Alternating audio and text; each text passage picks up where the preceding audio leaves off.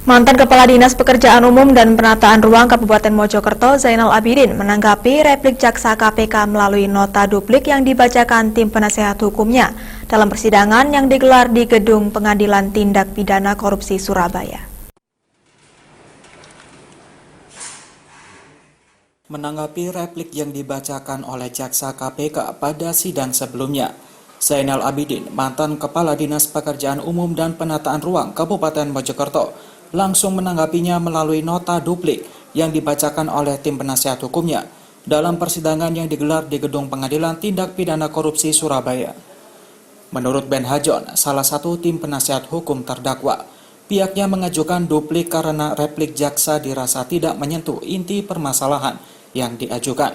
Selain itu, menurutnya, replik dari jaksa KPK hanya berbicara pada tatanan normatif dan berbicara tentang fakta yang bukan merupakan inti dari persoalan perkara ini.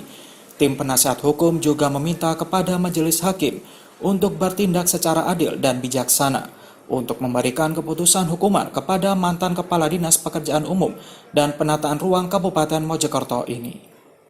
Apa yang kami perjuangkan sebagaimana yang kami sampaikan untuk dalam duplik kami, bukan sekedar untuk membebaskan terdakwa dari dakwaan atau tuntut penuntut umum, tapi lebih dari situ, penegakan hukum harus dilaksanakan secara objektif, proporsional, dan profesional.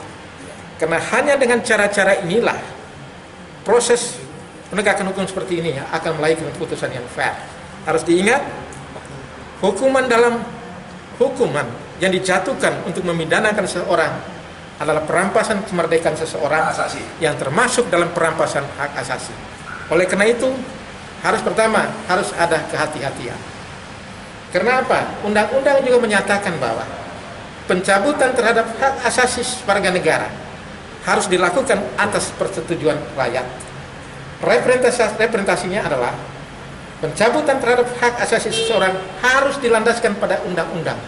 Makanya, putusan untuk memidanakan seseorang harus didasarkan pada undang-undang. Kenapa?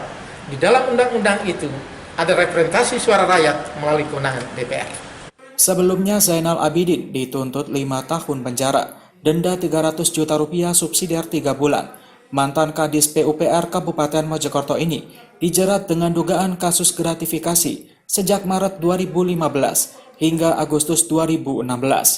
Ia diduga menerima gratifikasi dari salah satu kontraktor yang memenangkan 6 paket proyek pekerjaan Dinas PU Bina Marga Kabupaten Mojokerto. Agung Dharma.